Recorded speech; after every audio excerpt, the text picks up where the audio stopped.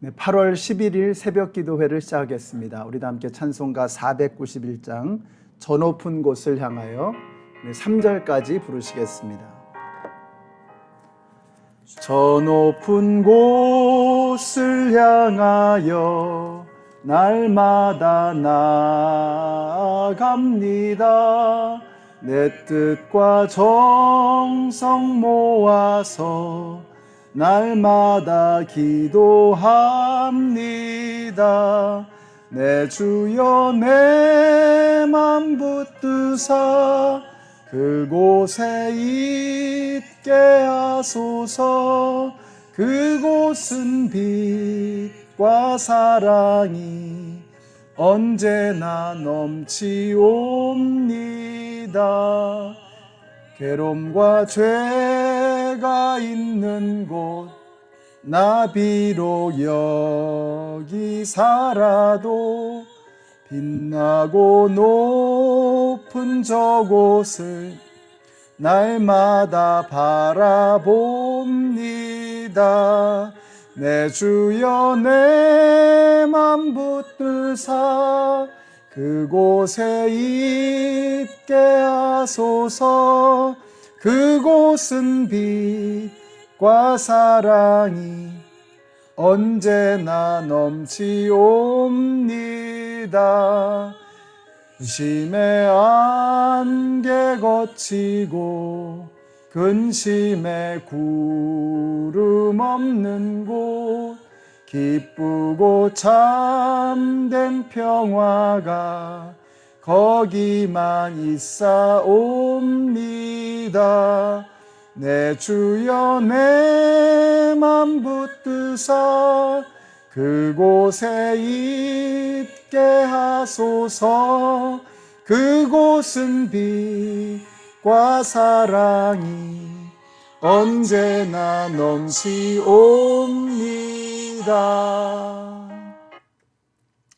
아멘. 오늘 우리에게 주시는 하나님의 말씀은 마태복음 22장 23절로부터 33절까지의 말씀인데요. 그 중에서 29절과 30절의 말씀을 함께 읽겠습니다. 예수께서 그들에게 대답하셨다. 너희는 성경도 모르고 하나님의 능력도 모르기 때문에 잘못 생각하고 있다. 부활 때에는 사람들은 장가도 가지 않고 시집도 가지 않고 하늘에 있는 천사들과 같다. 아멘. 네, 예수님을 음해하려는 바리새인들의 시도가 어제 말씀 중에서 이제 무산되는 그런 사건이 있었습니다. 예수님은 황제의 것은 황제에게 그리고 하나님의 것은 하나님에게 돌리라는 말씀으로 그들의 음흉한 흉계를 무너뜨리셨습니다. 바리새인들의 시도가 무산되자 이제는 사두개인들이 등장합니다. 여기서 우리가 알 수 있는 것은 예수님을 넘어뜨리기 위해서 정말 당시의 모든 정치적인, 종교적인, 사회적인 모든 힘들이 지금 예수님을 무너뜨리기 위해서 집결하고 있는 것을 우리가 볼 수 있습니다. 영적인 눈으로 이런 사건의 흐름을 볼 수 있어야 되겠죠. 이 사두개인은 좀 특별합니다. 이 사람들은 귀족적인 제사장 가문이었죠. 그들은 로마 제국의 권력에 대해서는 실용주의 노선을 선택했습니다. 그래서 로마 제국에 가까이 가서 많은 권세와 또 힘을 얻을 수 있었습니다. 신학적으로 보면 이 사람들은 현세 중심적인 입장을 취했습니다. 그래서 이 사람들은 성경 중에서도 오직 모세 오경만을 신뢰하고 그 모세 오경만 받아들였습니다.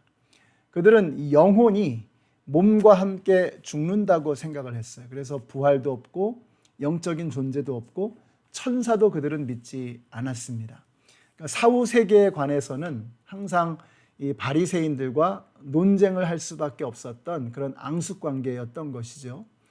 근데 성경에 보면 이 바리새파 사람들과 사두개파 사람들, 정말 물과 기름 같은 이 두 존재들이 예수님을 무너뜨리기 위해서 함께 합심하는 그런 장면들을 볼 수가 있습니다. 어제 말씀에서는 바리새파 사람들이 예수님을 공경에 처하려고 했고 하게 하려고 했고, 이제 오늘 말씀에서는 또 사두개파 사람들이 예수님에게로 와서 예수님을 시험하려고 했던 것이죠. 자, 이제 이 사두개인들이 와서 자신들의 주장을 관철시키기 위해서 예수님에게 난처한 질문을 던지는 것입니다. 이른바 계대 결혼에 관한 질문인데요. 이스라엘에서는 이 형제 중에서 먼저 죽으면 후손을 보기 위해서 다른 형제들이 그 죽은 형제의 아내를 취하는 그런 관습이 있었습니다. 그것을 계대 결혼이다 이렇게 부르는데요. 그 관습을 배경으로 해서 이 사두개파 사람들이 예수님에게 짓궂은 질문을 던지는 것입니다. 형이 자식 없이 죽어서 동생이 형수를 취하게 되는데 이게 7 형제가 쭈루루 다 죽고 이제 부인도 죽게 되었다는 거예요. 그렇게 되면 이 부활의 때에 이 여인은 누구의 아내가 되는 것이냐 하는 이제 이런 질문을 던지는 거죠. 이건 흥미로울지는 몰라도 진지한 질문은 아닌 것입니다. 예수님은 그래서 우선 야단부터 치시죠. 29절에 보세요. 29절에 오늘 우리가 읽은 말씀, 예수께서 그들에게 대답하셨다. 너희는 성경도 모르고 하나님의 능력도 모르기 때문에 잘못 생각하고 있다. 이렇게 야단을 치셨어요. 성경도 모르고 하나님의 능력도 모르고 생각도 삐뚤어져 있다는 말씀입니다. 한심한 거죠.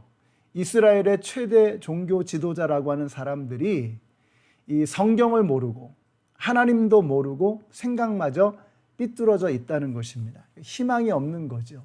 리더가 이 모양이니 이 나라가 어떻게 희망이 있을 수 있었겠습니까? 소경을 인도하는 꼴이죠. 말도 되지 않는 상황입니다.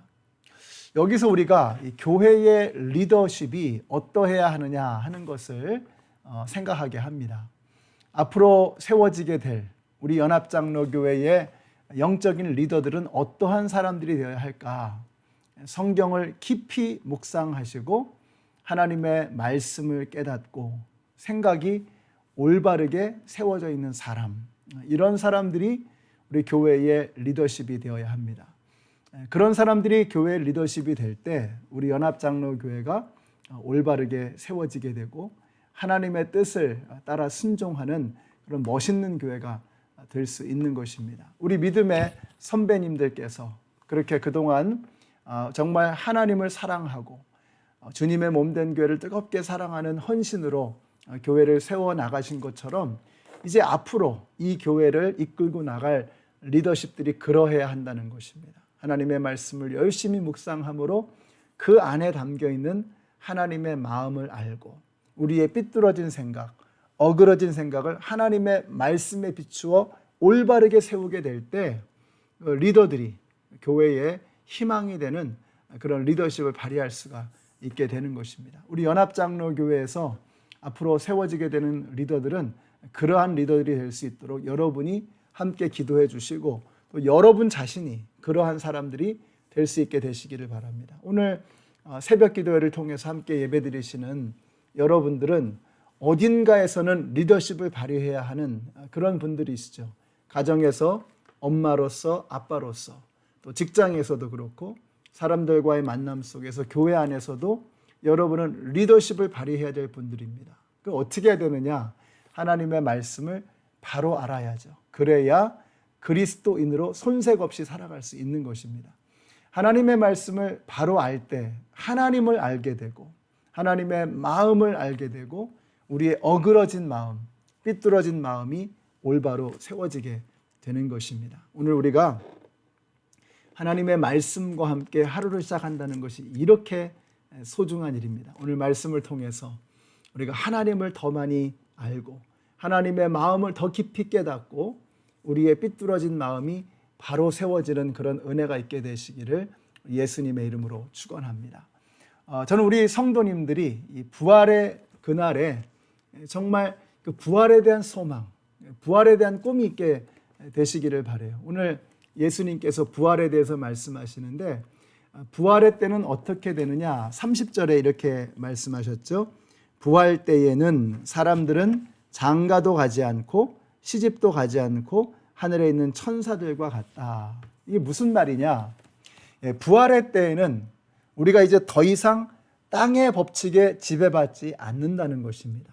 하늘의 법칙에 이 영향을 받고 지배를 받고 그래서 하늘의 법칙을 따라 살게 된다. 다시 말하면 천사와 같은 그런 영적인 존재가 된다라고 말씀하고 계세요. 여러분, 새하늘과 새 땅이 임할 때 하나님의 나라가 이 땅 가운데 임하게 될 때에 우리에게는 눈물도 없고요, 질병도 없고요, 고통도 없고 한숨도 없고 어둠도 없고 불의도 없고 더러운 것도 다 사라지게 될 줄로 믿습니다.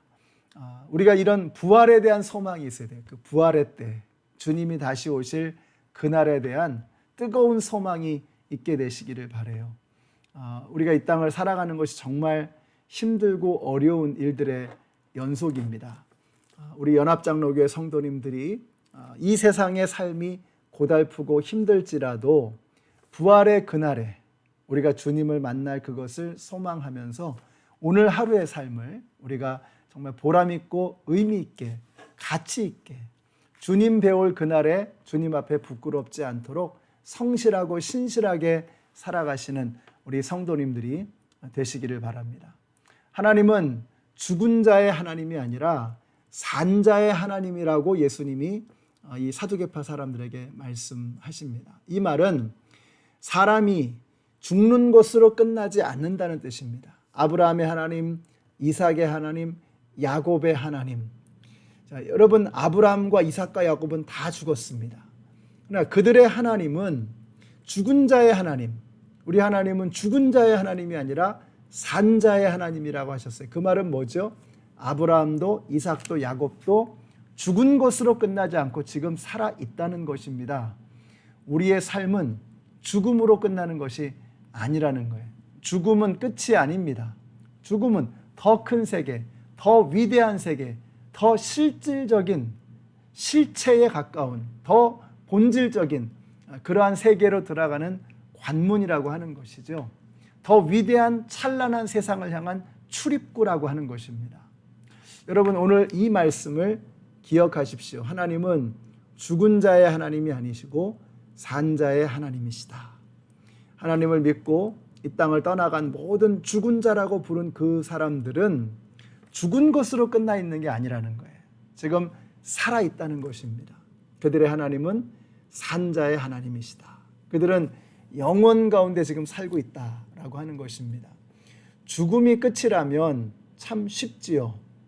그리고 죽음이 끝이라면 정말 허무할 것입니다. 그러나 죽음이 끝이 아니라는 것입니다. 여기에 인생의 묘미가 있어요. 오늘 하루 죽음 앞에서도 부끄럽지 않은 정말 멋진 삶을 살아내시는 우리 모든 성도님들이 되시기를 예수님의 이름으로 축원합니다. 기도하겠습니다.